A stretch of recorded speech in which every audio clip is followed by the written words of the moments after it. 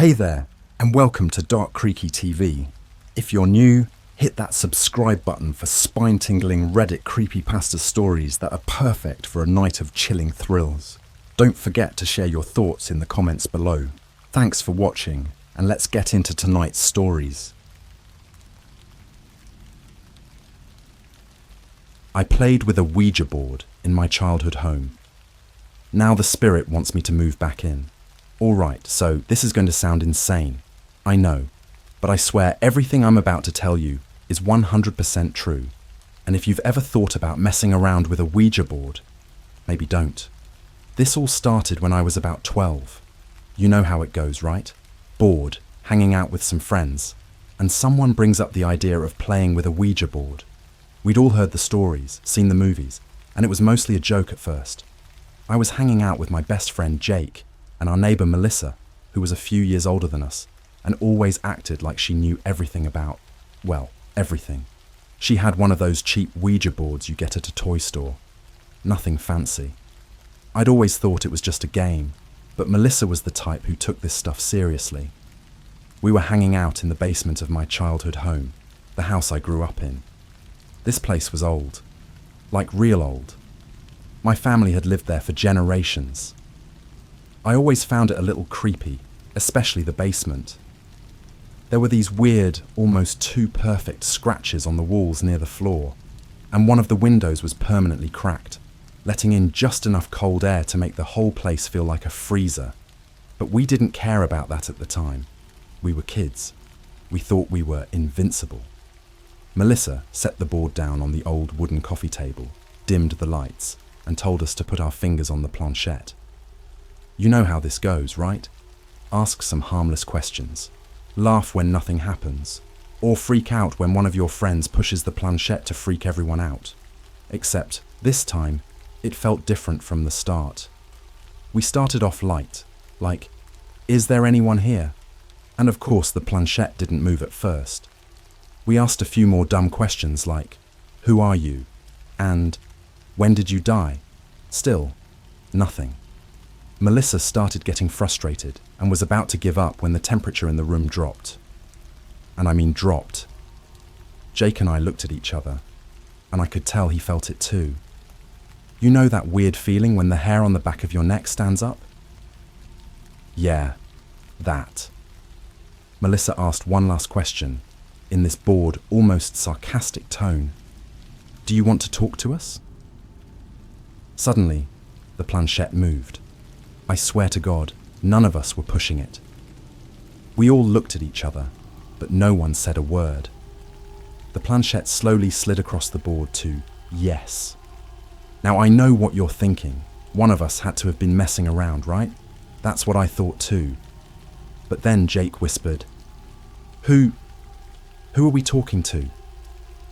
The planchette moved again, faster this time. It spelled out M-A-R-Y.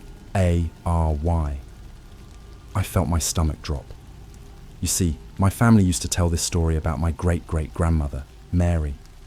She died in the house when she was only 25.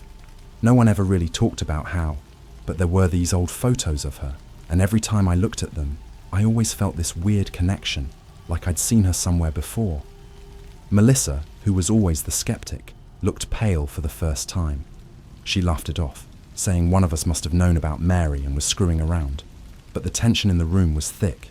Jake was dead silent, his eyes glued to the board. Me? I was frozen. I knew there was no way either of them could have known about Mary. It wasn't something I ever talked about. My family barely even mentioned her name. Then Melissa asked the worst possible question. Do you want to hurt us? The planchette shot to no, but it didn't stop there. It started moving again, and this time it spelled out M-O-V-E-B-A-C-K.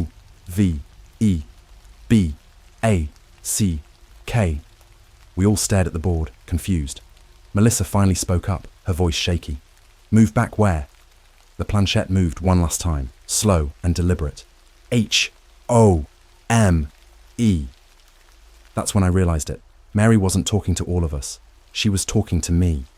This was her home, our family's home, and she wanted me to stay. I freaked out. I pulled my fingers off the board, jumped up, and told everyone to leave. I didn't care if they thought I was being weird. Something about that whole thing felt wrong, like deep in my gut wrong. We threw the board back in Melissa's bag, and they left not long after. We never talked about it again. Well, they didn't. But I couldn't stop thinking about it, about what Mary had said. It was like this weird seed planted in my mind, and no matter how much I tried to ignore it, it grew. That night, I had the worst dream of my life. I was back in the basement, alone. The air was freezing, and that cracked window was open wider than I'd ever seen it. A woman stood in the corner, her back to me. She was wearing this old, faded white dress. I couldn't see her face, but I knew deep down that it was Mary. She didn't say anything, just stood there, staring at the wall. I tried to move, to leave, but my feet wouldn't budge. It felt like I was glued to the floor. Then, she started turning around, slowly. I knew I didn't want to see her face, but I couldn't look away. When she finally faced me, her eyes were these empty, dark pits. No expression, just nothing. And then she spoke. "Come home." I woke up drenched in sweat, my heart pounding in my chest. I didn't sleep for the rest of the night. But here's the thing. That dream, it never stopped. For years I had the same dream, over and over. It got worse every time, and the message never changed. She wanted me to come home. After that night, I refused to go down to the basement for years. I wouldn't even look in its direction if I could avoid it. The dreams, they kept coming. Sometimes every night, sometimes spaced out, but always the same. Always that cold, suffocating basement, and always Mary, standing there, waiting for me. I tried to push it out of my mind, telling myself it was just my brain playing tricks on me, that I'd been freaked out by the Ouija board, and it stuck with me longer than it should have. You know how sometimes you convince yourself everything's fine, even when deep down, you know it's not? Yeah, that was me. But as I got older, things started to happen around the house. Little things at first. I'd wake up in the middle of the night to hear the floorboards creaking, like someone was walking around downstairs. I always assumed it was my parents, until I'd peek out into the hallway and see both their bedroom doors shut tight. It was an old house, sure, but these footsteps weren't random creaks or pops. They were deliberate, slow, like someone pacing. Sometimes, when I was home alone, I'd hear whispers. Low, muffled, like they were coming from the walls. I'd stop what I was doing, strain to hear, but the moment I'd focus on them, they'd stop, dead silent. It got to the point where I'd leave the TV on all the time, just to drown out the quiet. But the worst was the shadows. You know how, when the sun sets and the room gets dim, you start seeing shapes out of the corner of your eye. It's usually nothing, just your brain trying to fill in the gaps of what it can't quite see. Except, these shadows weren't just in the corners of my eyes. They started moving. I'd be sitting on the couch, playing a game or whatever, and out of nowhere, I'd catch a glimpse of something dark sliding across the wall. I'd snap my head around, but it'd be gone, like it was never there. It kept happening though. It wasn't just me. My mum mentioned it once, said she thought she saw someone standing in the hallway when she went to get a glass of water one night. My dad brushed it off, said it was just the house settling or our eyes playing tricks on us. But I knew better. I knew Mary was still here, still watching. One night, when I was about 17, things escalated. I was staying up late, trying to finish an assignment for school. The house was dead quiet. My parents had gone to bed hours ago, and the only light was the dim glow from my computer screen. That's when I heard it. A soft thud from the basement. At first, I told myself it was nothing, probably just something falling over.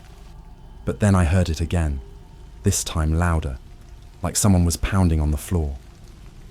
I froze. There was no way in hell I was going down there. No way. But the sound didn't stop. It got louder, more insistent, like someone was banging their fist against the basement door. My heart was racing. I felt this pull, this weird urge to go and check it out, like I was being dragged toward the noise against my will. I grabbed my phone and called my friend Jake, the same guy from the Ouija board night. I hadn't talked to him about what happened in years, but I needed to hear a familiar voice. When he picked up, I didn't even give him a chance to say hello before blurting out, "Dude, something's in my basement." He paused for a second and then said, "Are you serious?" I told him about the banging, the shadows, everything. I could tell he was freaked out, but he tried to play it off. "It's probably just the wind or something, man. You know how old houses are." But deep down, I knew it wasn't the wind. I walked down the hall, as far as I could go without actually facing the basement door. I just stood there, staring at it. The banging had stopped, but now there was something else. A voice, a whisper, barely audible, but it was there, coming from the other side of the door. I couldn't make out the words, but the tone was angry, desperate. "Get out of there, man," Jake said, his voice now more nervous. "Seriously, don't go down there. Call your parents or something." But I couldn't move. It was like my feet were glued to the floor again, just like in the dream. I wanted to leave, wanted to run, but my body wasn't listening. The whispers grew louder, more frantic. And then, the door handle started to rattle. Slowly at first, then violently, like someone was trying to rip it off its hinges. I dropped the phone. Everything went silent. The handle stopped moving. The whispers vanished, and for a brief second, I thought it was over. But then, a voice, clear as day, cut through the quiet. "Come home." It wasn't a whisper. It was a woman's voice, cold and echoing, like it was coming from everywhere at once. My entire body tensed up, and I swear the air in the hallway turned freezing. I took a step back, my heart slamming in my chest. Suddenly, the door swung open, just a crack, and I felt this wave of cold air rush out from the basement. I didn't wait to see what was inside. I bolted back to my room, slammed the door shut, and didn't sleep a minute that night. The next morning, I tried to act normal around my parents, like I wasn't completely losing my mind, but I could tell something had changed in the house. The air felt heavier, like I was being watched all the time. The shadows seemed darker, more solid, and the whispers, they weren't just confined to the basement anymore. It was like the whole house was alive, and it wanted me there. Mary wanted me there. I avoided the basement for months after that. Any time I had to go near it, I'd feel this overwhelming sense of dread, like I was walking into a trap. But no matter how hard I tried to avoid it, the dreams, the voices, the shadows, they followed me. I was trapped in my own house, surrounded by something I couldn't explain, and there was no way out. Then one night, I overheard my parents talking in the kitchen. They didn't know I was listening, but they were whispering, and my mum sounded upset. She was telling my dad that she had seen something in the basement, a woman. She said she saw her standing in the corner, wearing an old white dress, just staring at the wall. I felt sick. My mum didn't know about the dreams, didn't know about the Ouija board, but she was describing Mary, the same woman I'd seen in my dreams for years. Something was wrong with this house, and I had no idea how to stop it. After overhearing my mum talk about seeing the woman in the basement, I started to realize that I wasn't the only one being affected by whatever was in the house. It wasn't just in my head. Mary, or whatever she was becoming more active, and it was like she was getting stronger, more desperate. I wanted to tell my parents about what had happened all those years ago with the Ouija board, but every time I tried to bring it up, I'd get this weird feeling in my throat, like something was physically stopping me from saying the words. It's hard to explain, but it felt like I wasn't allowed to talk about it, like I'd made some kind of unspoken pact the moment we touched that board. So, I kept my mouth shut. Things escalated fast after that. The whispers that used to come from the basement, now they were everywhere, like the whole house was buzzing with this low, muffled conversation just out of reach. I'd walk into a room and immediately feel like I was intruding on something, like they had been talking about me, and I'd interrupted. I started hearing my name too, soft, drawn out, almost like a sigh. "Come home, Jake." It was always when I was alone, but it didn't feel like I was ever really alone. Even when I wasn't hearing anything, I felt it, this constant pressure, like a presence hovering just behind me. And the basement, it wasn't quiet anymore. Every night, around 3 a.m., I'd hear it. The slow, steady creak of the basement door swinging open on its rusty hinges. The first few nights, I convinced myself I was dreaming, or maybe I'd left the door open by accident. But after the 4th or 5th time, I knew it wasn't me. I started locking the door before I went to bed, double-checking it. But every night, without fail, the door would be open by morning. Not wide open, just a few inches, like someone had cracked it open to peek inside. One night, I stayed up late, determined to catch whoever, or whatever, was opening the door. I sat in my room with the lights off, watching the hallway through the crack in my bedroom door. Hours passed, and nothing happened. The house was dead silent. My eyelids were getting heavy, and I was just about to give up when I heard it. The unmistakable creak of the basement door. I felt my pulse spike. I knew what was coming, but I couldn't stop myself from looking. I peeked out into the hallway, my heart pounding in my ears. The door was cracked open again, just enough for me to see the darkness beyond it. But this time, something was different. There were footsteps, slow, heavy footsteps coming from the basement stairs. Not the quick, light creaks of old wood settling, but actual footsteps, like someone was walking up the stairs.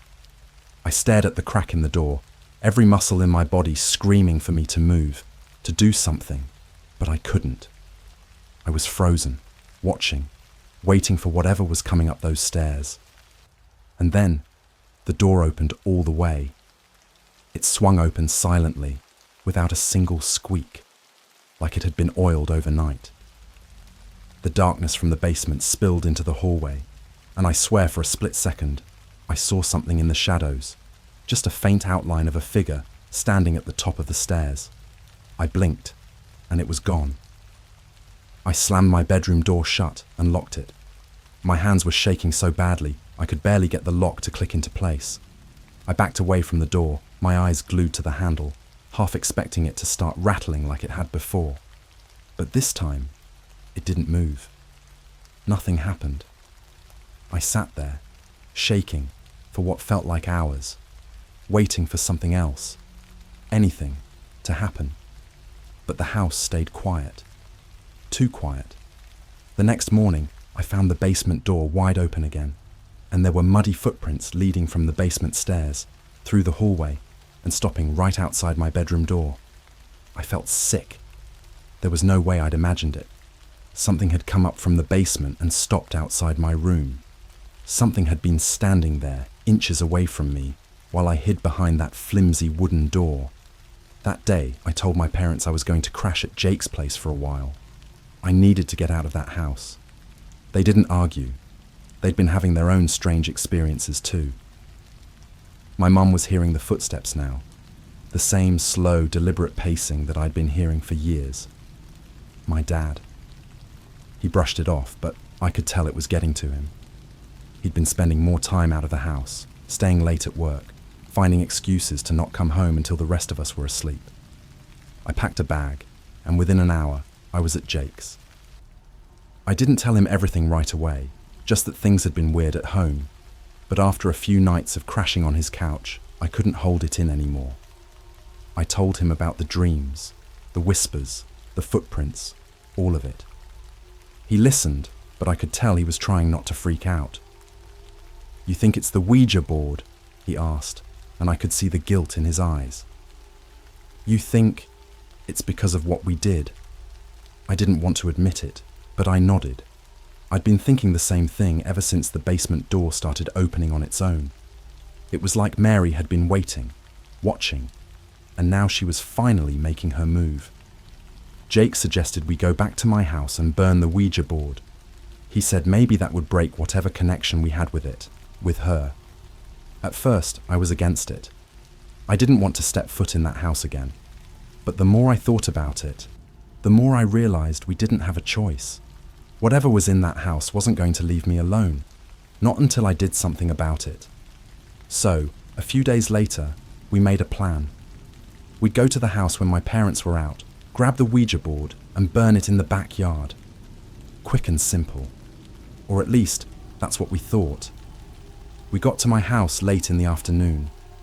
The second I stepped inside, I felt it. That weight, that oppressive feeling, like the air itself was pushing down on me. The house was colder than it should have been too, despite it being a warm day outside. Jake noticed it too. We didn't say anything. We just headed straight for the basement. The door was shut this time, which surprised me. It hadn't stayed closed in months. I took a deep breath and reached for the handle, but the moment my hand touched it, I felt this cold, electric shock shoot through my arm, like I'd been zapped by static. I yanked my hand back, my heart pounding. Jake gave me a look, like he was trying to figure out if I was going to bail on this whole thing. But I couldn't. I had to see it through. I reached for the handle again, bracing myself, and slowly pulled the door open. The basement was pitch black, darker than I'd ever seen it. Jake flicked on the light, but it barely made a difference. The bulb was dim, casting this sickly yellow glow over the stairs. I didn't want to go down there. Every part of me was screaming to run, to get out of the house. But we had to do this. We made our way down, step by step, the wood creaking beneath our weight. The air was so cold, it felt like I could see my breath, even though it was the middle of summer. When we reached the bottom, I spotted the old coffee table, where we'd played with the Ouija board all those years ago. The board was still there, covered in dust, like it hadn't been touched since that night. Jake walked over and grabbed it, but the second his fingers touched the board, the basement light flickered and went out. We were plunged into total darkness. That's when we heard it. A voice, soft, distant, but unmistakable. Come home. When the light went out, the darkness in the basement was so thick it felt alive. I swear, I couldn't see an inch in front of my face. It wasn't just that the light was gone. It was like the air had turned solid, wrapping around us, suffocating us. Jake froze, still holding the Ouija board, and for a second, neither of us moved. The voice, the one we'd heard just before the light died, was gone, but the silence it left behind was even worse. It was like the house itself was holding its breath, waiting for something to happen. "Did you hear that?" Jake whispered, his voice barely audible in the dark. I didn't respond. I couldn't. My mouth was dry, my heart pounding in my ears so loud I couldn't think straight. All I could feel was this creeping sense of dread, like we'd just walked into a trap, and whatever was in the basement with us was about to pounce. Then, out of the silence, I heard the sound that sent every hair on my body standing straight up. Footsteps. Slow, deliberate footsteps, coming from the far corner of the basement. The steps were heavy, each one landing with a dull thud against the cold concrete floor, moving toward us. Whoever or whatever was down there wasn't in any hurry. It was like they knew we weren't going anywhere. "Jake, we need to get out of here," I whispered, my voice shaking. He didn't respond. I reached out in the dark, trying to grab his arm, but my hand found nothing but empty air. Panic started rising in my chest. I reached out again, more desperately this time, flailing in the darkness, but it was like Jake had vanished. "Jake!" I called out, louder now, not caring if whatever was in the basement heard me. Nothing. I turned around, trying to orient myself, but it was impossible to tell which direction I was facing. The basement felt like it had stretched out, like it was 10 times bigger than it should have been, and I was standing in the middle of an endless black void. The footsteps had stopped, but I could feel something watching me from the shadows, waiting for me to make the wrong move. And then, I heard breathing, not mine. It was low, raspy, coming from right behind me.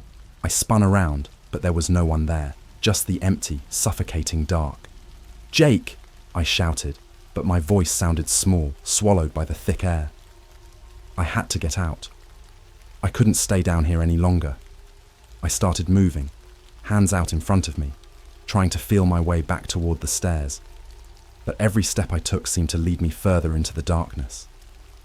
The walls felt wrong too, like they were closing in, warping around me. I could hear the whispers again too, faint, just at the edge of hearing, but getting louder with every second. They weren't saying words anymore, just my name, over and over. Jake, Jake. I was about to lose it when, finally, I heard something besides the whispers. Jake's voice, coming from somewhere ahead of me. "Dude, I'm here." His voice was shaky, but it was definitely him. Relief flooded through me. I followed the sound, stumbling in the dark. My arms stretched out in front of me until my fingers finally brushed against something solid.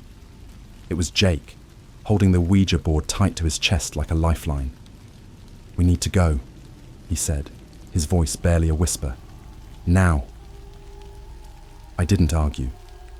I grabbed his arm, and together we moved toward what we hoped was the staircase. I could feel the cold air around us, thick and heavy, like something was pressing down on my shoulders, trying to force me to stay. But I kept going, practically dragging Jake along with me. The stairs were still there, thank God, but when we reached the top, we found the basement door slammed shut. It wasn't locked, but it wouldn't budge, no matter how hard we pushed. It was like something on the other side was holding it closed. That's when the footsteps started again. This time, they were faster, more urgent, and they were coming straight toward us. I threw my shoulder against the door, screaming at Jake to help me. We both slammed into it at the same time, over and over, until finally it gave way with a loud crack, and we stumbled out into the hallway. I slammed the door behind us, but I could still feel it, the cold, the presence, pushing against the door as if it was waiting for us to come back. Jake collapsed against the wall, breathing hard, the Ouija board still clutched in his hands. We have to burn it," he gasped. "Now." We didn't waste any time. We ran out to the backyard, grabbing a lighter and some old newspapers on the way. We set the board down in the fire pit, piled the papers on top, and Jake flicked the lighter. For a second, the flame wouldn't catch, like the air itself was too thick and cold to ignite. But then, finally, the papers caught fire, and the flames licked up around the edges of the board. I thought that would be it, that burning the board would break whatever connection had been formed that night in the basement all those years ago, that it would stop the dreams, the whispers, the shadows. But as the board burned, something changed. The fire, instead of crackling and popping like normal, started to hiss, almost like it was fighting back. The flames flickered, casting long, twisted shadows across the yard. And then, through the smoke and heat, I saw something move in the flames. It was a face, a woman's face, staring up at me from the burning board. Her eyes were hollow, black pits, just like in my dreams, and her mouth was twisted into a horrible, silent scream. Jake saw it too. He staggered back, dropping the lighter as he muttered, "What the hell is that?" Before I could answer, the flames flared up, so bright they blinded us for a second. When the fire finally died down, the board was gone. Just ash scattered in the pit. But the face, her face, it stayed burned into my memory. I thought that would be the end of it. I really did. I thought maybe we'd done it. We'd broken the connection, and I could finally move on. I convinced myself that it was over, that burning the board had sent whatever was left of Mary, or whatever that thing was, back to wherever it had come from. But that night, the dreams came back. I was in the basement again. The cold was even worse this time, cutting straight to the bone. Mary was standing in the corner, just like always, her back to me. I tried to wake up, to force myself out of the dream, but I couldn't. I was stuck, frozen in place. And then she spoke. Her voice was louder this time, clearer. But it wasn't angry. It was sad. "You shouldn't have burned it," she whispered, her voice shaking. It was the only way out. I woke up drenched in sweat, my heart pounding, her words echoing in my head. The only way out. The next morning, the basement door was open again. And this time, there were footprints leading from the basement, through the hall, and stopping right outside my bedroom door. It wasn't over, not even close. I barely slept after that last dream. No matter what I did, no matter how hard I tried to convince myself it was all in my head, that it would pass. The dread wouldn't go away. I knew, deep down, that burning the board hadn't solved anything. In fact, it felt like we'd made things worse, like whatever was in that house had been waiting for us to make that mistake. It wasn't just the dreams anymore. The atmosphere in the house had changed completely. Every room felt wrong, like the walls were too close, or the ceiling was pressing down. Even during the day, the air was freezing, thick with this weird static charge that made the hair on my arms stand up. My parents were barely speaking. My mum looked exhausted all the time, her eyes constantly darting toward the basement door, as if she was expecting something to come out of it at any moment. And my dad, normally the rational, tough guy, was spending less and less time at home, making excuses to work late or visit friends. But the worst part? The basement wasn't quiet anymore. Every night I'd hear it. The faint creak of footsteps pacing back and forth beneath the floor, moving slowly, deliberately, like they were tracing some invisible path. And it didn't stop there. The shadows I used to catch glimpses of out of the corner of my eye, they weren't hiding anymore. They were right there, every time I turned a corner or passed a dark hallway, slipping just out of sight. It was like the whole house had become a maze, full of traps and lurking shapes that I could almost, but not quite, see. One night, about a week after we burned the Ouija board, I woke up to the sound of knocking. At first I thought it was part of a dream, but then it came again. 3 soft, steady knocks. I sat up in bed, heart racing, listening. For a second, everything was quiet, but then I heard it again. Knock, knock, knock. It was coming from inside the house, not from the front door, but from the hallway, specifically from the basement door. I didn't want to get up, I didn't want to move, but the knocking kept going, louder now, more urgent. I grabbed my phone and checked the time, 3:13 a.m. I don't know why, but seeing that exact time made my blood run cold. I swung my legs out of bed and tiptoed to my bedroom door, cracked it open just enough to see down the hall. The basement door was open, just like it had been every other night, but this time there was someone standing at the top of the stairs. It was her, Mary. She wasn't just a shadow anymore. I could see her clearly, standing in the doorway, her old white dress hanging loose around her thin frame. Her hair was long and dark, tangled in knots, and her face, God, her face, was pale, almost grey, like she hadn't seen sunlight in years. Her eyes were still those empty black pits, and her mouth was twisted into the same cold, dead expression I'd seen in the fire. She was just standing there, staring straight ahead, but not at me. She was looking past me, like she was waiting for something. I wanted to scream, to run, to get the hell out of that house and never look back. But then she did something that made my blood freeze in my veins. She smiled. It wasn't a happy smile. It was slow, deliberate, like she was pleased with herself, like she'd been waiting for this moment for a long time. And then she spoke, her voice echoing through the hallway, soft but clear. It's time. My throat tightened. I could barely breathe, but I managed to choke out, "Time for what?" Her smile widened. Her dark eyes seemed to bore into me, as if she could see right through me, down to my bones. Then she stepped forward, just one slow, deliberate step, and said 2 words that made my heart stop. "Come home." It hit me like a punch to the gut. This wasn't about the house. It never was. It was about me. She wanted me to come home. Not the house I was living in now, but her home. The place where it all started. place where she died, my childhood home. I stumbled back, slamming my door shut, but I could still feel her presence on the other side, like she was just waiting for me to open it again. The knocking had stopped, but the silence was even worse. I grabbed my phone and called Jake, my hands shaking so bad I almost dropped it. He answered after the first ring, like he'd been waiting for my call. "Dude," I said, my voice barely a whisper. "She's here." Jake didn't say anything at first, and for a moment I thought the call had dropped. But then, in a shaky voice, he said, "I've been having the same dreams, man. I didn't want to tell you, but she's been in my house too." That hit me like a ton of bricks. This wasn't just happening to me. Whatever we'd unleashed with that Ouija board wasn't tied to the house. It was tied to us. "We need to end this," I whispered. "We need to go back, to the place where it started." I could hear Jake breathing on the other end of the line, like he was weighing his options. But he didn't argue.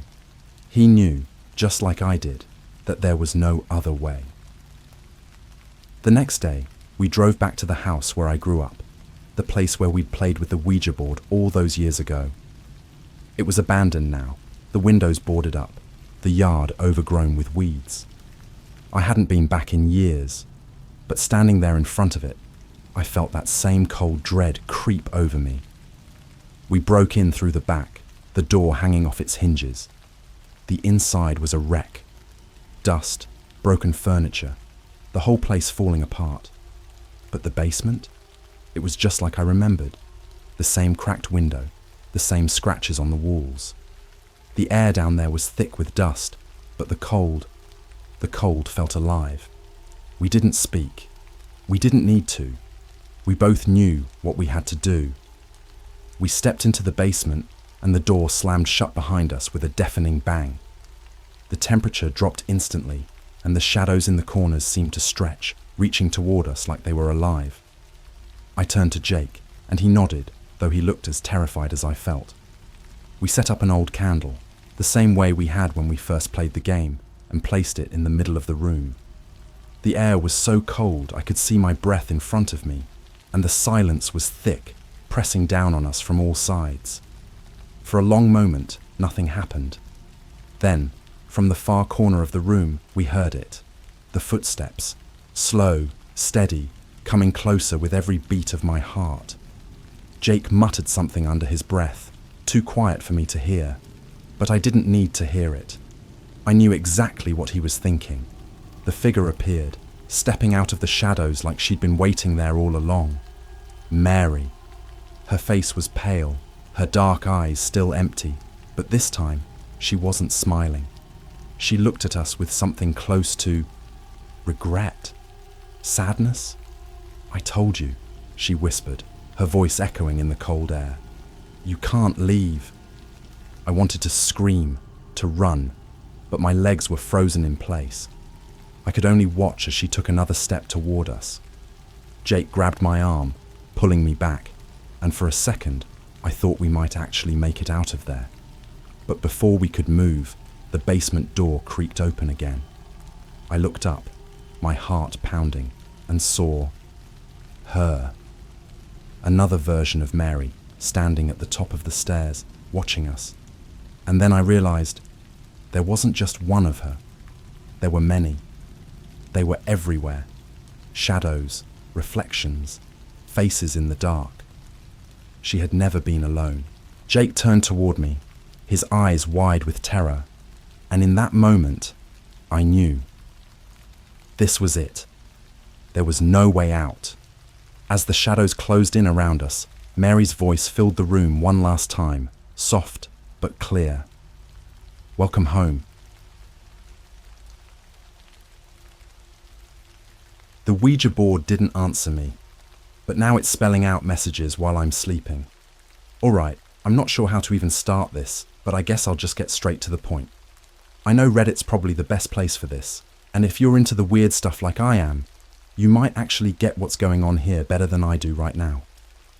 It started off pretty innocent, actually. A couple of weeks ago, my friends and I had this little get-together. Nothing fancy, just pizza. A couple of beers and a dumb movie night. You know the type. We've done it 1,000,000 times before. This time though, Mike, one of my buddies, decided to bring over a Ouija board. Now, I'm not usually into that kind of stuff, but Mike? He's all about the paranormal crap. Always trying to freak us out, you know. The classic, this is just for fun, but what if it's real vibe. He's one of those guys that watches ghost hunting shows and somehow always convinces himself he's seeing shadows in the corner of the room. But whatever, right? It was supposed to be a joke. So there we are, sitting around the coffee table, and Mike pulls the Ouija board out of his backpack like it's some ancient artifact. It wasn't even a real wooden one or anything. It was one of those mass-produced plastic ones you get at a toy store. I remember laughing, like, yeah, dude, this thing is totally going to summon a demon. Maybe the same one that's haunting the discount aisle at Target. Anyway, we start messing around with it. Classic questions. Is anyone here with us? Nothing. What's your name? Nada. We kept pushing the little planchette around, half expecting it to spell out something stupid like LOL or boo. But seriously, it was a whole lot of nothing. Mike was the only one who seemed a little disappointed when the board stayed dead silent. I swear, he was probably trying to push the thing around to spook us, but even that didn't work. So after like 15 minutes of absolutely no ghostly activity, shocker, we gave up, tossed the board back in the box, and went back to watching The Thing. I didn't think about it again. Just another failed attempt at Mike's amateur ghost hunting nonsense. Fast forward a week later, and that's when things started getting weird. Not the kind of, oh, I think my house is haunted weird, but the subtle, unsettling kind of weird that just sticks with you. I didn't notice it at first, but small things started happening around my apartment. Stuff that I could explain away until I couldn't. I live alone, by the way, so if something moves in my place, it's either me or it's not supposed to be happening. It started with my keys. I usually leave them on this little hook by the door. One morning, I wake up and they're sitting on the kitchen counter. No big deal, right? I'm absent-minded sometimes, especially before I've had my coffee. But then it was the remote. I swear I left it on the coffee table before bed, but the next morning, it's on the floor, halfway across the living room. And then my phone. I always charge it on my nightstand while I sleep. Always. But a couple of nights ago, I woke up and my phone was on the kitchen counter again. Like, what? I'm a pretty heavy sleeper, sure, but I'm not sleepwalking through my apartment in the middle of the night to move my stuff around. But that's when it hit me. You know how your brain connects dots when you least expect it? The Ouija board. We'd used it at my place, my apartment. And even though nothing happened that night, something felt off. Mike texted me too, a few days after the Ouija session. You notice anything weird? He asked. I told him about the moving objects, thinking he'd laugh it off. Instead, he just replied, dude, same. That's when I started feeling watched. I can't explain it. It's not like I see anything, but you know when you just feel like something's not right? Like someone's standing just behind you, breathing down your neck. Only when you turn around, nothing. The air feels heavier too, like there's pressure building up, but it's all invisible. I've been sleeping with my lamp on the past couple of nights. It sounds stupid, I know. A grown-ass man sleeping with a light on because he's freaked out. But here we are. I was trying to convince myself it was all in my head. Too many creepy movies, or maybe I was just paranoid after that failed Ouija experiment. That was until I woke up this morning and saw the Ouija board. It was open, just sitting there, right on my coffee table. The same coffee table where we had left it unopened after that night. But no one's been in my apartment since. I don't even have a pet to blame. The box was split open, and the planchette, sitting on the board, right in the middle. I didn't touch it. I don't even want to go near it. I don't know how to explain this, and I'm not sure if I should be scared, or if Mike's pulling some elaborate prank. But then again, Mike doesn't have a key to my place. I'm starting to think maybe we didn't leave that night empty-handed. Maybe we invited something in, and it's just been waiting for me. I couldn't stop staring at the board. It didn't make any sense. I'd been the only one home. No one else had even touched that Ouija board since the night we messed around with it.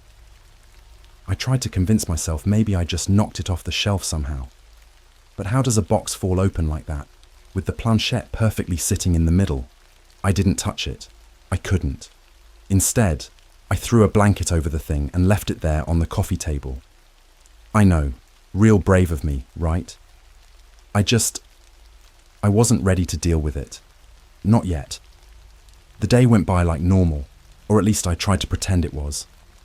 I went to work, hung out with some friends after, did everything I could to distract myself from that uneasy feeling gnawing at the back of my mind. I kept trying to convince myself that there was some reasonable explanation, that maybe I had just forgotten what happened that night.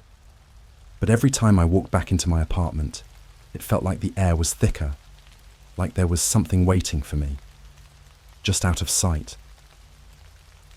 That night, I decided I wasn't going to sleep in the living room. I figured if I ignored the board, maybe whatever was going on would stop. Maybe I'd just been overthinking the whole thing. So I locked my bedroom door and left the light on, again. I lay there for a while, staring at the ceiling, telling myself it was just my imagination playing tricks on me. At some point, I must have fallen asleep. I don't remember drifting off, but I do remember waking up. And this is where things get really screwed up. I woke up around 3 a.m. That's the first thing that freaked me out because, of course, it had to be 3 a.m. You've heard about the whole witching hour thing, right? Yeah, great. Perfect timing. The room was dark. The lamp I'd left on wasn't on anymore, and I remember feeling a chill run down my spine as soon as I realized that. My brain immediately went to power outage, but no, my phone was still charging and the clock was still glowing next to me. So, what the hell happened to the lamp? Then I heard it. A soft scraping sound. It was coming from the other side of the door, in the living room. Slow, deliberate, like something heavy was being dragged across the coffee table. I held my breath listening. The sound stopped for a second, then picked up again. It was faint, but I knew that noise. I knew exactly what it was. The planchette. The planchette was moving on the board. I don't know how long I stayed frozen like that, listening. My mind was racing, trying to think of any logical explanation. I even tried to tell myself it could be a mouse or something dumb like that. But I knew. Deep down, I knew. The sound was too precise, too deliberate. I had to see it. I don't know why. Curiosity? Fear? Something was pulling me out of bed, even though every instinct in me was screaming to stay put. I grabbed my phone and turned on the flashlight, then slowly unlocked my door. I pushed it open as quietly as I could, hoping, praying that I wouldn't see what I already knew was out there. The living room was dead silent now, nothing but the soft hum of the fridge in the kitchen. But when I stepped out, the first thing I saw was the board. The blanket I had thrown over it was crumpled up on the floor, and the planchette. It was moving. It was gliding, slowly, almost lazily, across the board. I couldn't believe what I was seeing. My heart was pounding so hard I thought it was going to explode out of my chest. I stood there, frozen, watching the little plastic piece spell out something. The movement was so slow, almost like it was teasing me, daring me to come closer. I should have run. I should have turned around and bolted out the door. But I didn't. I took a step forward. The planchette stopped. Then it shot to the letter H. I held my breath. My feet felt like they were glued to the floor. The planchette shifted again, moving to E. H-E. I didn't want to see where this was going, but it kept moving. Slowly, deliberately. L. Then it dragged itself over to P help. I stared at the word for what felt like forever. My brain was screaming at me to move, but I couldn't. Was something asking for help? Or worse, was something warning me? Then, before I could even react, the planchette started moving again. This time it was faster, more urgent. The first letter it landed on was R, then U, R-U-N. Run. That was all I needed. I dropped my phone and bolted for the door. I didn't even grab my keys, I just ran. I ran down the stairs of my apartment building, through the front door, and out into the street like my life depended on it. I don't know how long I was out there, pacing, trying to catch my breath, my heart still racing. I called Mike, but he didn't pick up. Of course he didn't. It was almost 4 a.m. at that point, and I wasn't about to go back inside. Eventually, I calmed down enough to go back in. When I finally worked up the courage to head back to my apartment, I told myself I was going to grab my keys and leave for good. Maybe crash at a friend's place. I just couldn't stay there anymore. But when I opened the door, the board was gone. The coffee table was empty, like the whole thing had never happened. But I knew better, and I think whatever it was, knows I know too. I didn't go back to my apartment for a couple of days after that night. I crashed at Mike's place, even though I didn't tell him everything that had happened. I just said I needed a break, needed to get out of my place for a bit. I couldn't explain the whole thing, not yet. I mean, how do you casually drop, "Hey, so I think the Ouija board from the other night is haunted, and now it's spelling out messages to me while I sleep"? Yeah, no. Mike was cool about it though. He didn't ask too many questions, but I could tell he was curious. He kept glancing at me like he wanted to ask what was really going on, but I guess he figured I'd tell him when I was ready. The first night at Mike's place, I slept with one eye open. I kept waiting for something to happen, for the same heavy feeling to wash over me, but nothing did. His apartment felt normal. It wasn't like my place, where the air felt thick and wrong. At Mike's, it was just quiet. But the next day, I got a call from my building manager. I didn't recognize the number at first, but when I picked up, his voice was tense. "Hey man," he said, "I don't mean to bother you, but a couple of your neighbors mentioned something strange. They said they heard footsteps coming from your apartment last night." I froze. "No one's in there," I told him. "I haven't been home in 2 days." "Yeah, that's the weird part," he continued, clearly uncomfortable. "They said the footsteps were heavy, like someone pacing back and forth. It stopped around 2 a.m., but I wanted to check if everything's all right." I didn't know what to say. I managed to mumble something about it probably being the pipes or the building settling, but deep down, I knew that wasn't it. I wasn't even there. And yet, something was. It wasn't long before I knew I couldn't avoid going back forever. As much as I didn't want to, I needed to go back to my apartment. My stuff was still there.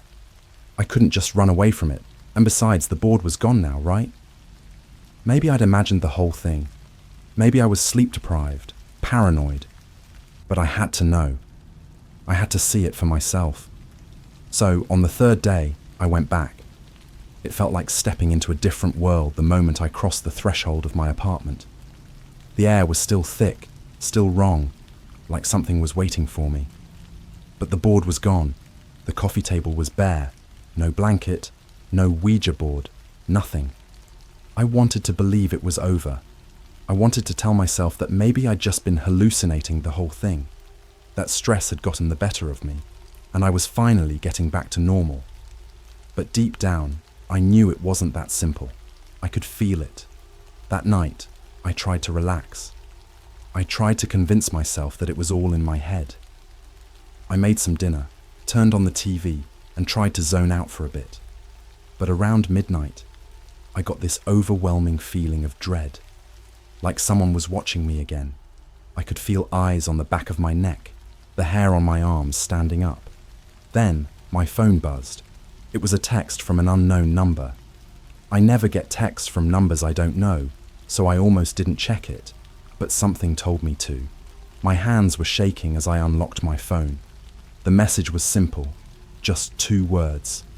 Check the door. I froze. I stared at the screen for what felt like forever, my heart pounding so loud I could hear it in my ears. Number. There was no way I was doing that. I wasn't about to play some horror movie trope and walk into whatever trap this was. But the feeling, it was stronger now, like the room itself was pulsing with tension, waiting for me to do something. Another buzz, another text. Now. I don't know why, but I stood up. I didn't want to, but it was like I wasn't in control anymore. I took a step toward the front door, my legs heavy, like they were moving through molasses. I was terrified. I didn't even want to touch the doorknob, but something was pulling me closer. When I finally reached the door, I hesitated. My hand hovered over the knob for what felt like an eternity. I was shaking, and the air felt colder now, like there was a draft coming from somewhere. Slowly, I unlocked the door and opened it a crack, just enough to see what was out there. The hallway was empty, but something was sitting on the floor just outside my door. I backed up even further, my legs hitting the coffee table. Another knock, louder this time. Whoever, or whatever, was on the other side wasn't going away. I felt this horrible sinking feeling in my gut. Like if I opened the door again, I'd be letting something in that I couldn't get rid of. But then, as suddenly as it started, the knocking stopped. I waited, breathless, for what felt like hours. I couldn't move, couldn't think. And then, after what felt like an eternity, my phone buzzed again. Another text. Let me in. That was it. I was done. I grabbed my keys and bolted out of there without looking back. I didn't care if I looked crazy, running down the hallway at midnight, barefoot and shaking. I just needed to get out. When I finally made it to my car, I locked the doors and sat there staring at my phone. Another text came through as I was catching my breath. You can't run forever. I've been staying at Mike's place for a few days now, but things aren't getting any better. In fact, it's worse. The tension's been building, like something's creeping closer, and I can't shake the feeling that no matter where I go, it's not far behind. I've told Mike bits and pieces of what's been going on, more than I wanted to at first, but I left out the part about the text messages. It's just too weird, too personal, and I don't think he'd believe me anyway. He's been trying to convince me that I'm just paranoid, that the Ouija board was just a freak coincidence and nothing more. But I know better now. I can feel it. 2 nights ago, we were watching TV, some random show. I can't even remember what it was because I wasn't paying attention. My mind was elsewhere, running over everything that had happened. Then, in the middle of the episode, the TV screen flickered. Not a normal glitch, though. For a second, the screen went black, then white static took over, hissing loudly through the speakers. Mike groaned, thinking it was just a bad signal. But something was off. The static wasn't the usual kind. It sounded almost rhythmic, like there was a pattern hidden in the noise. I felt my skin crawl. Mike grabbed the remote, but before he could change the channel, a word formed on the screen. Run! I jumped to my feet. I didn't have to say anything. Mike saw it too. He stared at the screen in disbelief, his face pale. I could see the gears turning in his head, trying to come up with some logical explanation. But deep down, we both knew what it meant. Mike turned the TV off, the room plunging into a suffocating silence. Neither of us spoke for a while. I could tell he was rattled, but he didn't want to admit it. He kept pacing the room, saying stuff like, "It's probably just interference, and maybe some signal got crossed," but I wasn't buying it, and neither was he. Later that night, after things had calmed down a bit, Mike went to bed. I couldn't sleep though. I just lay there on the couch, staring at the ceiling, waiting. I didn't know what I was waiting for, but something told me it wasn't over. Not by a long shot. It was around 2:30 a.m. when I heard it again. That same scraping sound. Only this time, it wasn't coming from a Ouija board. It was coming from the hallway, just outside Mike's apartment door. I sat up, heart racing, straining to listen. The scraping got louder, closer, like something was being dragged along the floor, slowly, deliberately. My breath hitched, and I sat frozen on the couch, too afraid to move. The sound stopped for a moment, then started again, but now, it wasn't just scraping. There was a faint tapping too, like nails or claws, lightly scratching at the wood. I stared at the door, waiting for something to happen. I don't know how long I stayed like that, but every second felt like an eternity. My mind was racing, trying to figure out if I should wake Mike, or if that would just make things worse. But before I could decide, my phone buzzed on the coffee table. I didn't want to check it. I already knew who it was from, and I didn't want to see what it had to say. But my body moved on its own. I reached for the phone, my fingers trembling as I unlocked it. Another text from the unknown number. "Open the door." I felt like I was going to throw up.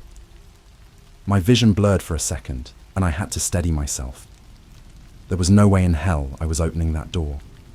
Whatever was out there, it wasn't human. I knew that much. Another buzz.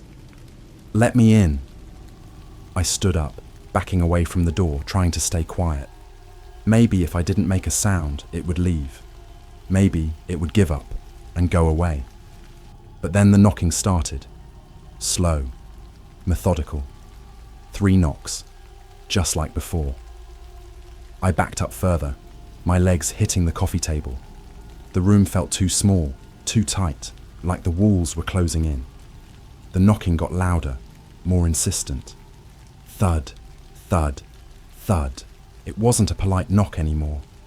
It was like whatever was on the other side of that door was done waiting. I glanced at Mike's bedroom door, thinking about waking him up, but I couldn't move. I was frozen, paralyzed by fear. And then, just as quickly as it had started, the knocking stopped. The silence that followed was worse. It was so thick, so oppressive, I felt like I couldn't breathe. I stood there for what felt like hours, waiting for something to happen, but nothing did.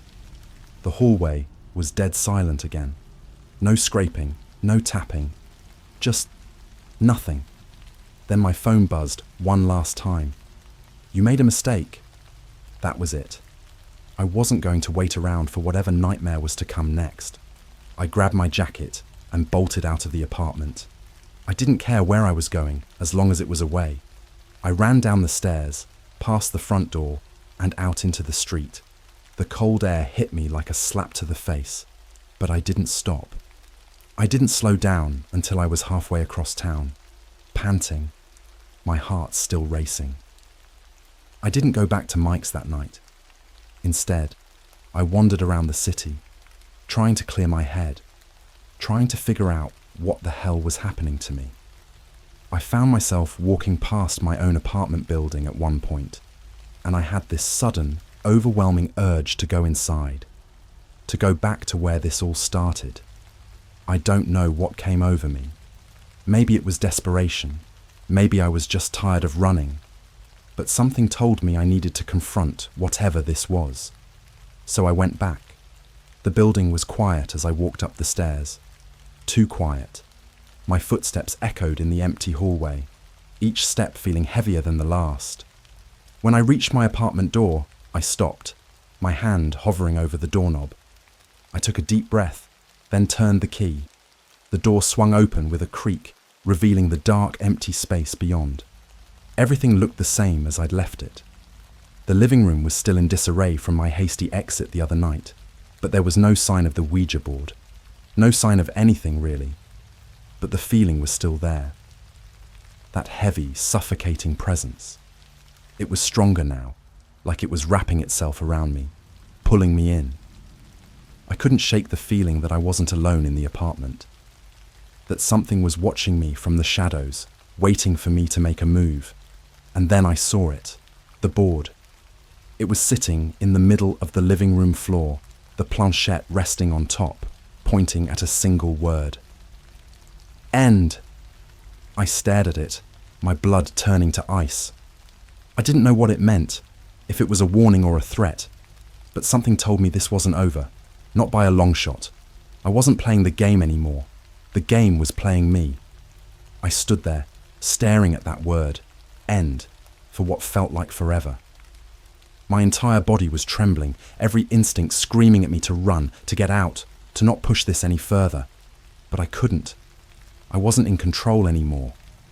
It was like the board had me in its grip, pulling me in, daring me to make the final move. I wasn't playing the game, but the game was playing me, and I knew I had to finish it. I slowly walked over to the board, my footsteps feeling heavy, like the floor itself was trying to hold me back. My breath was shallow, heart pounding in my ears. The air in the room was freezing, colder than it had ever been.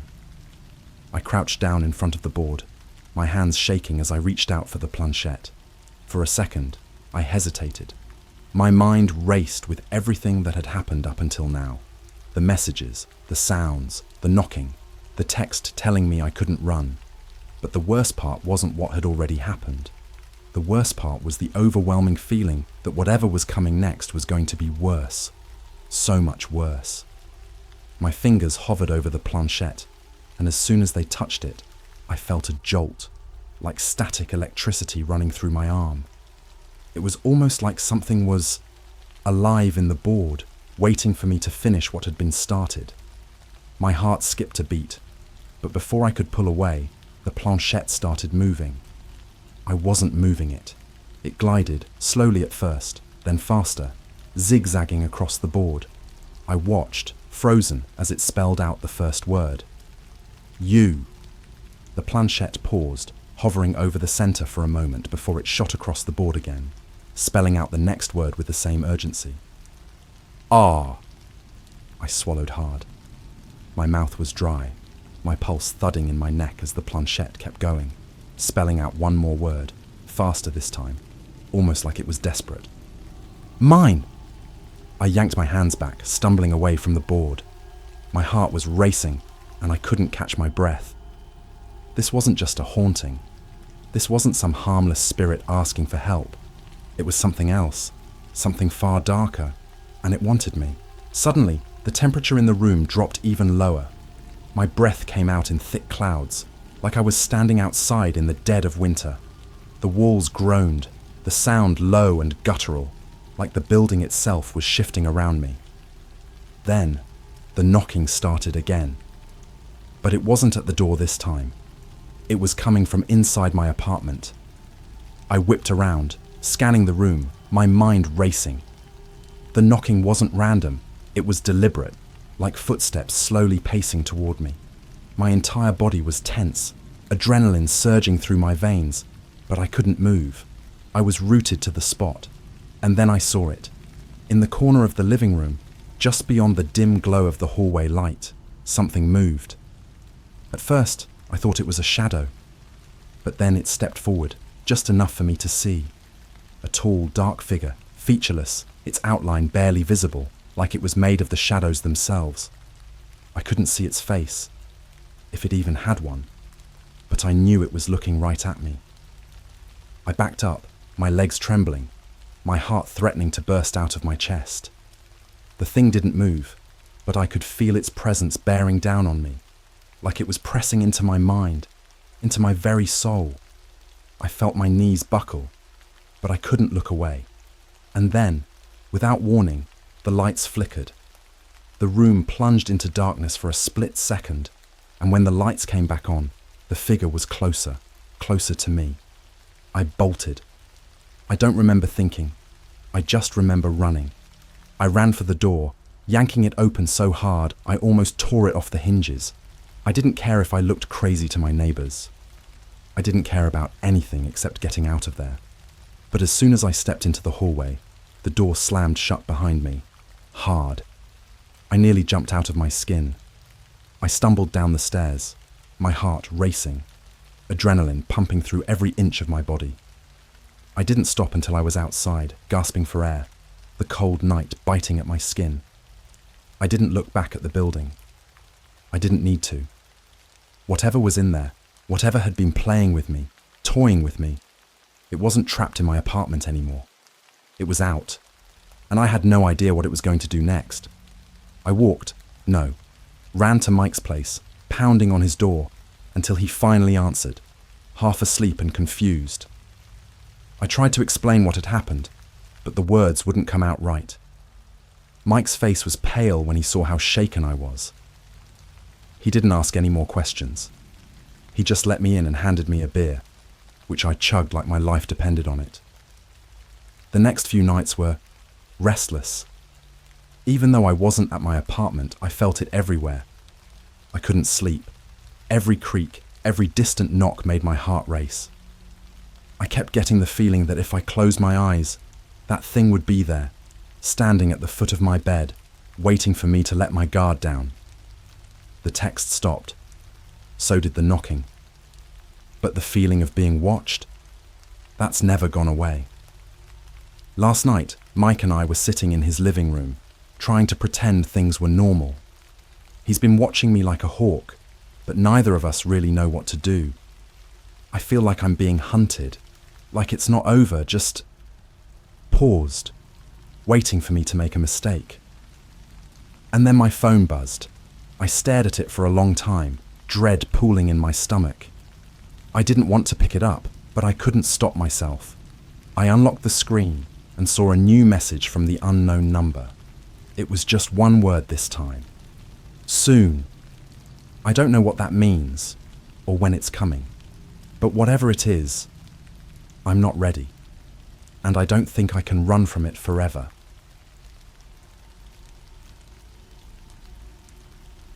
We contacted something through the Ouija board. It won't leave until we play again.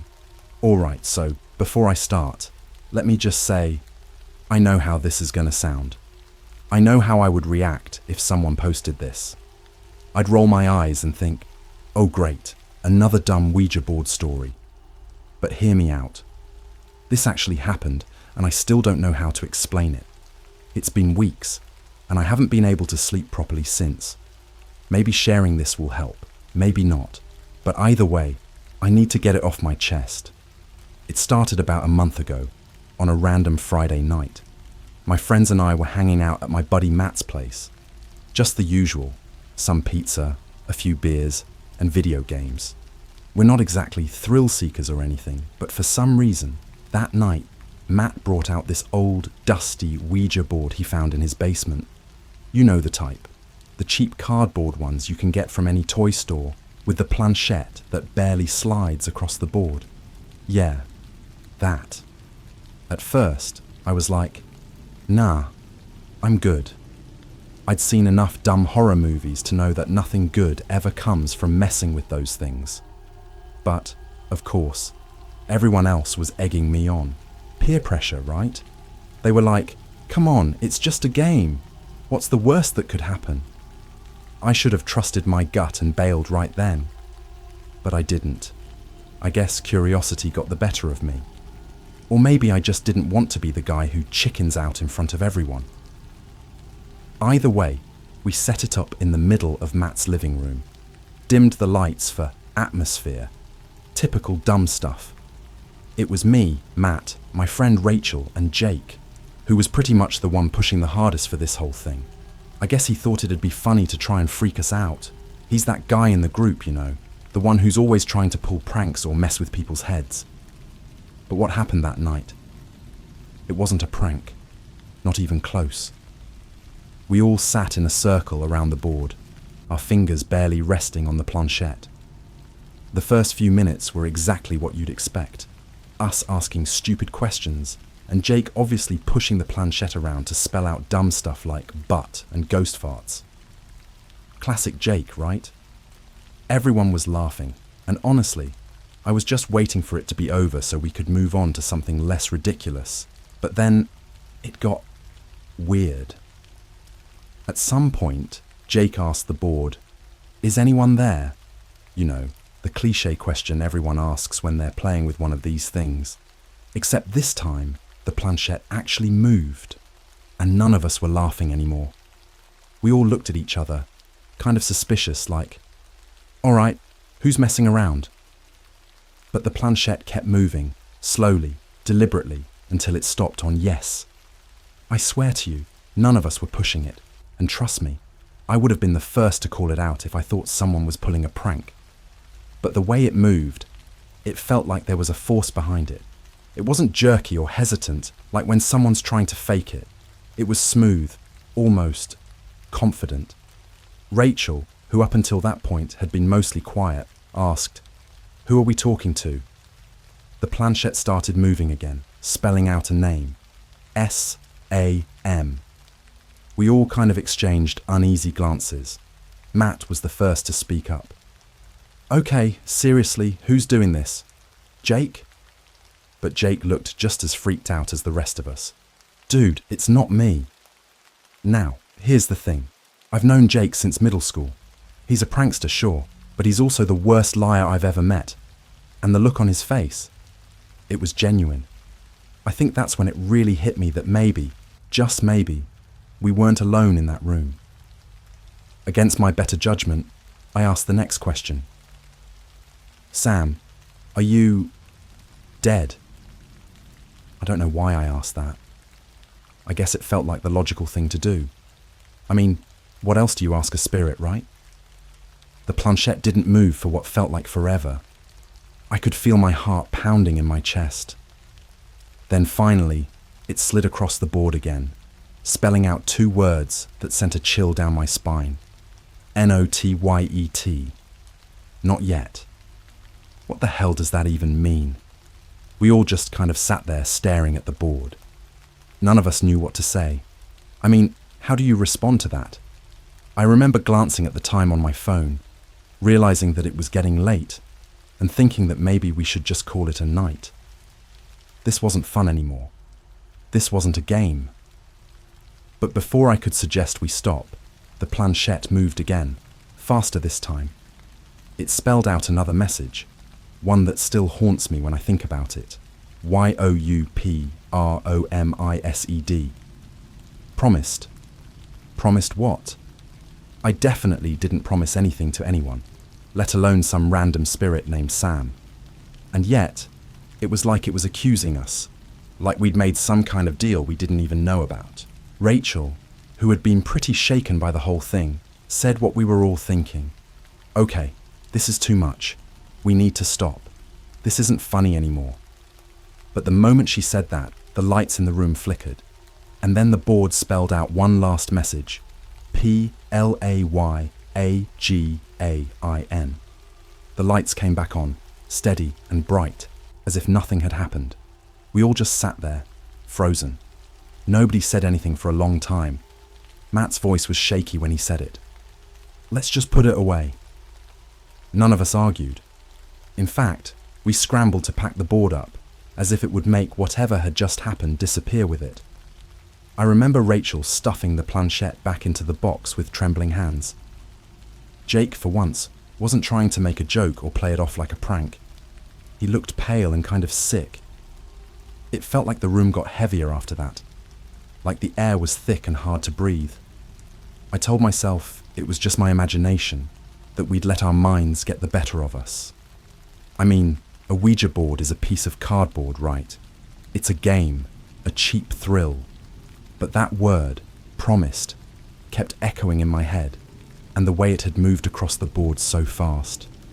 That wasn't a prank.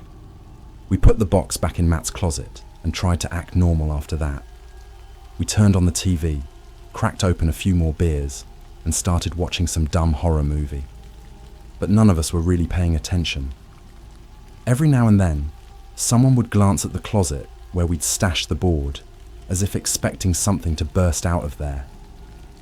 By the time I decided to head home, it was nearly 1 a.m., and the weird tension in the room still hadn't gone away. Rachel had already bailed an hour earlier, looking like she was about to cry. I don't blame her. If I'm being honest, I didn't want to be the last one there either. As I was leaving, Matt stopped me. "Hey man," he said, looking serious for the first time all night. "You ever feel like we didn't finish something?" I just shrugged, trying to play it off, but I knew exactly what he meant. There was something about that board, something unfinished. I felt it too, like there was a weight pressing down on me, even after I got home. I couldn't sleep that night. I kept thinking about the messages the board had spelled out, especially that last one, play again. I figured it was just my mind messing with me, but every time I started to drift off, I'd hear a soft, almost whispery voice in my head, repeating the words, "You promised." The next day, I woke up to a text from Matt. "Did anything weird happen to you last night?" I stared at the screen for a minute, wondering if he was messing with me. But something told me he wasn't. I texted back, "Like what?" He replied almost instantly, "I heard someone walking around in my house. Thought it was Jake or something, but when I got up to check, no one was there." I didn't know what to say to that. I wanted to tell him that I'd been hearing things too, but it sounded so dumb. Instead, I just told him to take it easy, maybe get some sleep. That's when the next text came through, from Jake this time. "Yo, am I the only one who had nightmares last night?" And then, another from Rachel. "I dreamt about the board." This wasn't a coincidence. We hadn't even talked about what had happened, hadn't mentioned anything in the group chat since we packed up the board, and yet all of us were experiencing something weird. At first, I thought it was just our minds playing tricks on us. You mess around with spooky stuff, and it messes back with you, right? But the dreams kept coming. Every night for the next week, I'd wake up drenched in sweat, my heart racing. In every single dream, the same thing happened. I'd be sitting in Matt's living room, staring at the Ouija board, and that same voice would whisper, "Play again. You promised." Sometimes I'd see shadows moving in the corners of my room when I woke up, just out of the corner of my eye. When I'd turn to look, there'd be nothing there, but I knew something was watching me. Then, one night, it got worse. I woke up around 3 a.m. to the sound of footsteps. Not in my dream, but in my actual room. Heavy, slow steps, pacing back and forth. My heart was pounding, and for a second, I thought I was still dreaming. But when I sat up, I could see the faint outline of someone, or something, standing in the far corner of my room. It wasn't moving, just standing there, watching. I couldn't make out any details. It was more like a dark shape than anything human. But I knew it was there. I felt its eyes on me. I couldn't move. I couldn't breathe. I tried to scream, but nothing came out. My whole body felt like it was frozen in place. I don't know how long I sat there, paralyzed, staring at this thing. It felt like hours, but it was probably only a few minutes. And then, just like that, it was gone. I didn't sleep for the rest of the night. When the sun finally came up, I texted the group. "We need to talk." We all met at Matt's place later that day, and no one even tried to joke around. We knew something was seriously wrong. Rachel looked like she hadn't slept in days, and Jake was unusually quiet, which was unlike him. We sat in Matt's living room, the same spot where we'd used the Ouija board, and we all shared what had been happening to us. Turns out, we'd all been seeing things, shadows, figures, hearing footsteps, whispers, and every night, the same message came through in our dreams. Play again. It was like whatever we'd contacted wasn't done with us. It was waiting for something, for us to finish the game. Rachel was the first to say what we were all thinking. "I think we need to play again. It won't leave us alone until we do." I could see the fear in her eyes, and honestly, I felt the same way. It was like this thing had latched onto us, and the only way to get rid of it was to go back to the board. Matt shook his head. "No way. We don't even know what we're dealing with. What if it gets worse?" Jake, who'd been dead quiet up until now, looked at us and said, "It's already worse. We don't have a choice." That's when we heard it, the sound of footsteps coming from the hallway outside the living room. We all froze. No one else was in the house. Matt stood up slowly, his face pale. "Do you guys hear that?" The footsteps were getting closer. We didn't know it then, but we'd already made our choice. We all stood there, paralyzed, as the footsteps moved closer. I could hear my own heartbeat in my ears, thudding louder and louder with each step. They weren't fast, just a slow, deliberate pace, like whoever, or whatever, was walking toward us wanted us to know they were coming. Jake was the first to break the silence. "Dude, what is that?" None of us answered. We just stood there, staring at the hallway, waiting for something to appear. But nothing did. The footsteps stopped, right at the threshold of the living room. There was no shadow, no figure, nothing. Just an eerie, suffocating silence. Matt whispered, "It's not too late to just leave." His voice was shaking, and for a moment, I thought maybe he was right. We could just walk out, pretend none of this had happened, never touch that board again. But deep down, I knew it wasn't that simple. Whatever we'd contacted wasn't going to just let us go. Rachel was the one who finally said it. "It wants us to play. I can feel it." Her voice was barely above a whisper, and there was this haunted look in her eyes, like she already knew how this was going to end. "We have to play again." No one wanted to agree, but it felt inevitable. It was like the weight in the room was pushing us toward the board, daring us to pick it up again. Matt swallowed hard and headed toward his closet. "I don't like this, guys. I really don't."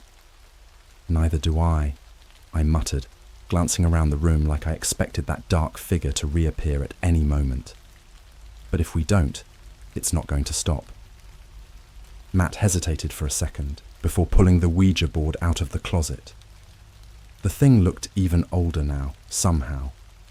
The edges were frayed, and there were strange marks on the back that I hadn't noticed before. Little scratches, almost like claw marks. We sat back down, all four of us, just like we had before. The atmosphere was different now, though. Darker, more oppressive. I could feel this cold, creeping sensation wrapping around me, like the room itself was watching us. None of us said a word as Matt set the board on the floor in front of us. The planchette, which had been sitting off to the side, slid back onto the board by itself. We all saw it. We all froze. And that was the moment when I knew we weren't in control anymore. Jake was the first to break the silence. "What do we ask it?" Rachel spoke up, her voice low and shaky. "Ask it what it wants." Jake glanced at the rest of us, then took a deep breath. He placed his fingers on the planchette, and the rest of us followed, though every instinct in my body was screaming at me to stop. "What do you want?" Jake asked. For a second, nothing happened. Then, slowly, the planchette began to move, gliding across the board with that same unnerving smoothness it had the first time. It spelled out a single word. P-L-A-Y. Rachel bit her lip. "We're already playing," she whispered. "Isn't that what you wanted?" The planchette moved again, faster this time. KeepplaYing. "Playing what?" I asked, my voice barely steady. No answer. Instead, the room grew colder, and I swear the shadows on the walls started to shift, like they were alive. The planchette moved one more time, spelling out something none of us were ready for. Hideandseek. We all stared at the board, confused. But before anyone could say anything, there was a loud bang, like someone had slammed the front door shut. My heart leapt into my throat, and I could feel the panic rising in the room. "What the hell was that?" Matt hissed, jumping to his feet. Jake stood up too, his hands shaking. We didn't even hear the door open. No one came in. We all exchanged uneasy glances. This wasn't just some prank or joke. There was someone here, and they wanted to play their own twisted game. The board's planchette moved one last time, almost impatiently, spelling out YOUHIDEIFIND. None of us moved. We just sat there, staring at the board, hoping it was a mistake. But deep down, we all knew it wasn't. The rules had been set. Whether we liked it or not, we were part of the game now. Rachel stood up, her face pale. "Guys, I don't think we have a choice." Matt shook his head. "This is insane. It's just a game. We don't have to do anything. Let's just leave." Now! But before any of us could move, the lights in the room flickered again, plunging us into darkness for a split second before coming back on. And when they did, I saw it. Standing just outside the hallway, barely visible in the dim light, was the same shadowy figure I'd seen in my room that night. Tall, featureless, its head tilted slightly to the side as if it was watching us, waiting for us to make the next move. None of us said a word.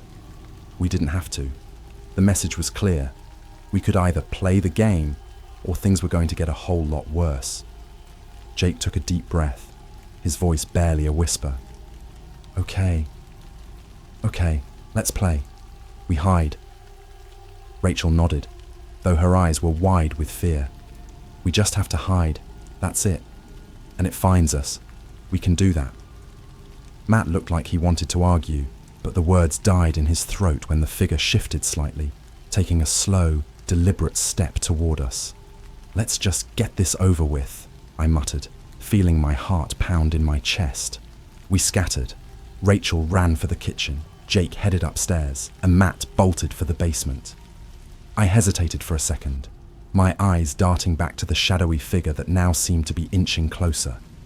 Then I took off toward the small bathroom down the hall, slamming the door behind me and locking it. I stood there, pressed against the cold tile wall, trying to control my breathing. The silence in the house was deafening. No footsteps, no creaking floorboards, just the oppressive, suffocating quiet that seemed to wrap around me like a noose. And then, from somewhere deep in the house, I heard it. A voice, low and distorted, almost like it was coming from the walls themselves. Ready or not, here I come. My blood turned to ice.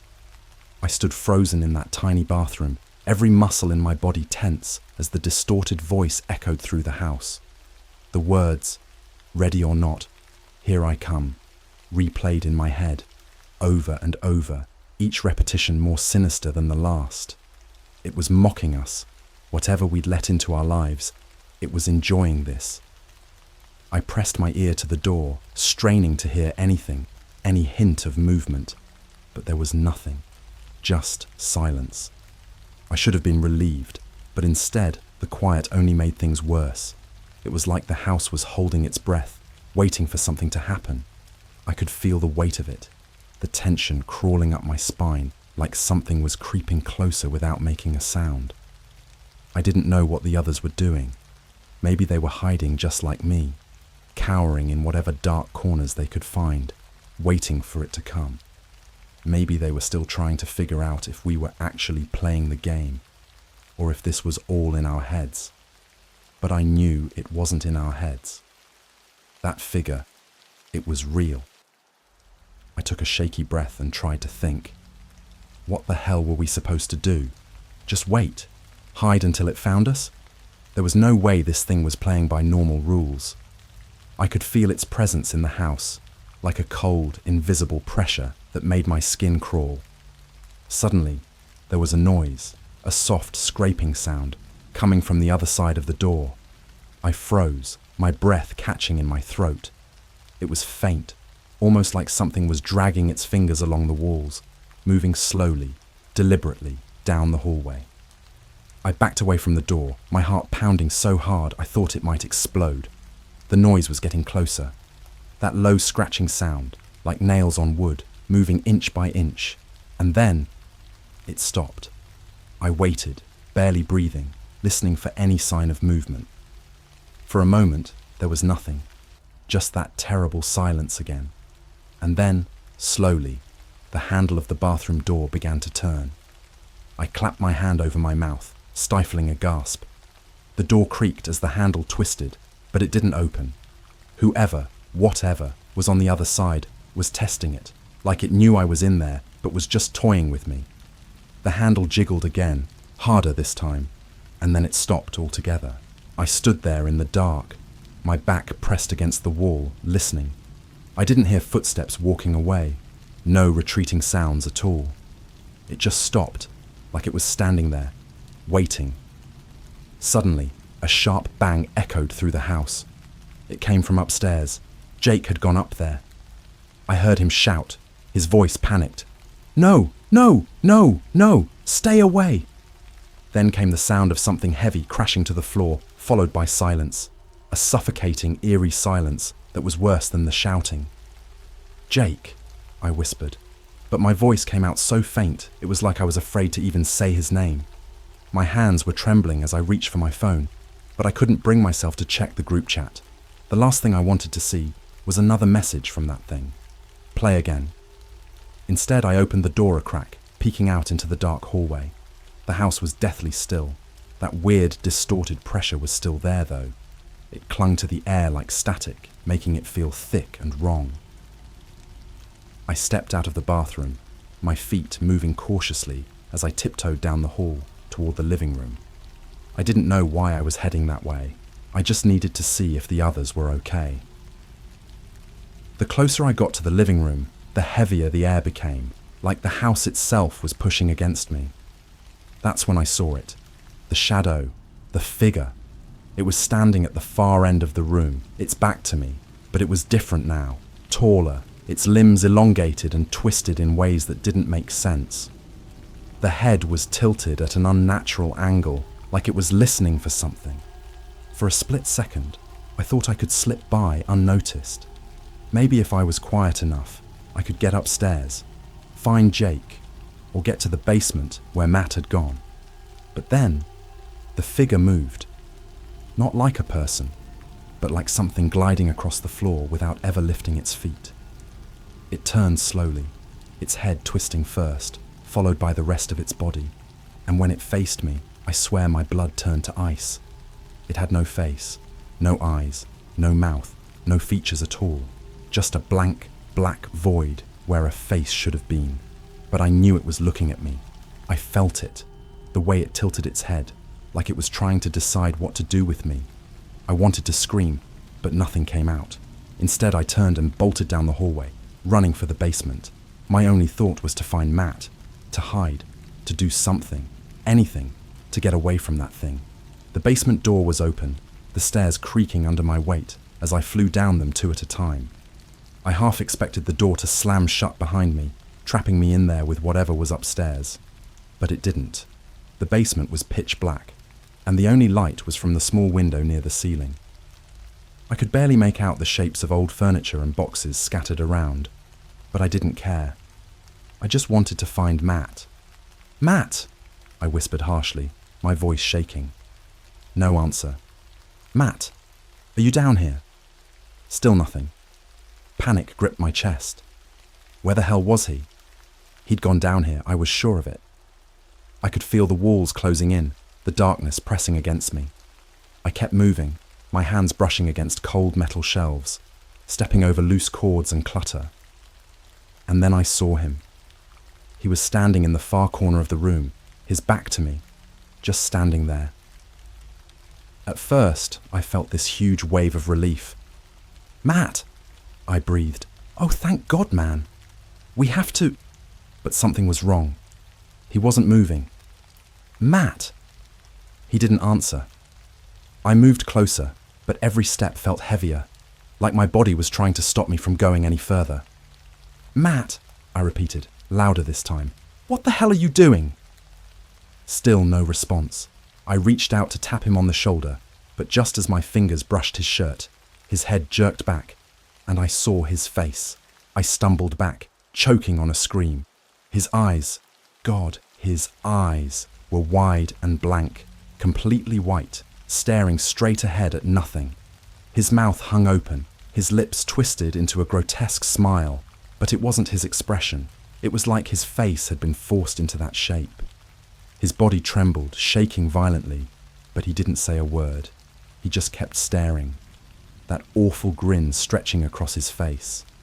I backed away, my legs shaking so badly I thought I might collapse. Matt, I whispered, though I already knew it wasn't him anymore. Something had gotten to him, something had broken him, and then, from behind me, I heard it again, that voice, soft and distorted, crawling up my spine.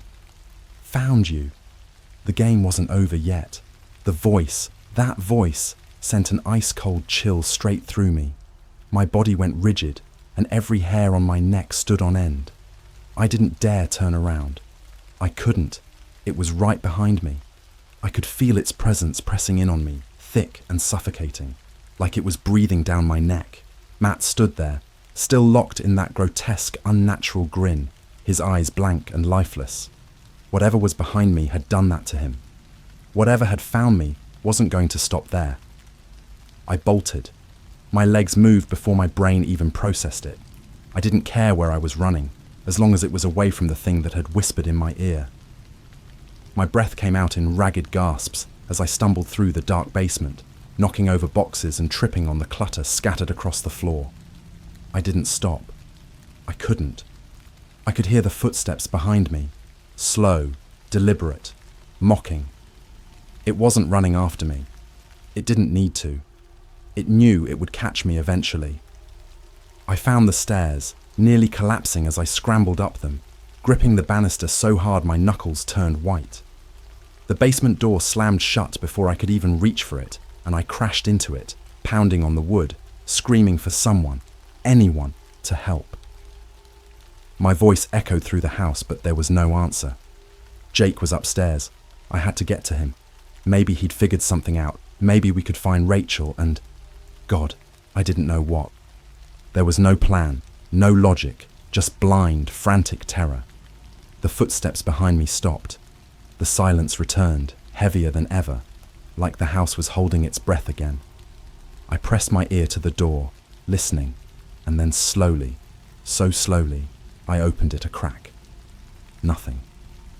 The hallway was empty, dimly lit by the flickering light bulb above. The living room looked undisturbed, no sign of the shadowy figure I'd seen earlier. But I wasn't fooled. It was here, somewhere, lurking in the dark, watching, waiting. I darted up the stairs, taking them two at a time. I nearly fell halfway up, but I didn't stop. When I reached the landing, I called out again, "Jake! Jake, where are you?" A low creak sounded from the far end of the hallway. The door to the guest bedroom was slightly ajar. I hesitated, my heart hammering in my chest, but then I forced myself to move. I pushed the door open and stepped inside. Jake was there, but he wasn't hiding. He was standing by the window, his back to me, just like Matt had been. His shoulders were slumped, his arms hanging limply at his sides. I called his name again, but he didn't move. I stepped closer, my hand trembling as I reached out to touch him. "Jake!" When he finally turned, I almost screamed. His face, God, his face. It was the same as Matt's, that same horrifying grin, the eyes wide and empty, like he was frozen in some sick parody of happiness. His mouth moved, but the words that came out weren't his own. "Found you." I stumbled backward, tripping over my own feet as I crashed into the dresser behind me. Jake, or whatever was left of him, began to shake, his body convulsing, the twisted smile still plastered on his face. I ran. I didn't care anymore. I had to get out of that house. I tore down the stairs, my breath coming in short, panicked gasps. The front door loomed ahead of me, just a few more feet. My fingers fumbled with the lock as I yanked the door open, my heart pounding in my ears. But as I stepped onto the porch, I froze. Rachel was standing in the yard. She was facing away from the house, staring out into the dark. I called her name, but she didn't turn around. Her hair was blowing slightly in the breeze, and I realized, with a sickening lurch in my stomach, that she was whispering something. I stepped off the porch, approaching her cautiously. "Rachel, we need to go. Now." She didn't respond. She just kept whispering, her voice so soft I could barely make it out. I took another step closer, and that's when I heard what she was saying. "We promised. We promised. We promised. We promised." It was the same phrase, over and over again, like a broken record. Her voice was flat, mechanical, like it wasn't even her speaking anymore. I backed away, my head spinning. I didn't know what to do. There was no one left. Matt was gone, Jake was gone, and Rachel, she was like a shell of herself, repeating that horrible phrase. Then the front door slammed shut behind me. I whipped around, but there was nothing there. Just the door, closed tight, and the darkness pressing in around me. The house seemed to breathe, like it was alive, like it was waiting for me to come back inside. But I wasn't going back in there. I couldn't. I stumbled backward, almost tripping over my own feet as I turned and ran. I didn't care where I was going. I just had to get away. My legs burned, my lungs screamed for air, but I didn't stop. I kept running, all the way down the darkened street, past the empty houses, past the streetlights that flickered ominously above. I don't remember how far I ran or how long it took, but eventually I stopped. I collapsed on the sidewalk, gasping for breath, my body shaking uncontrollably. My mind was racing, trying to make sense of what had just happened, but there was no explanation, no logic, just fear. That was 3 days ago. I haven't seen Matt or Jake or Rachel since. I've tried texting, calling, even going back to Matt's house, but it's like they've vanished. The house is dark, empty, as if no one's lived there in years. And the dreams, they've gotten worse.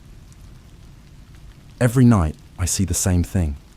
The board, the planchette, moving by itself, spelling out that one awful word, play. Last night, I woke up to the sound of footsteps again. This time, they were in my own house. Slow, deliberate, like they were searching for me. I know it's only a matter of time before it finds me, before the game continues.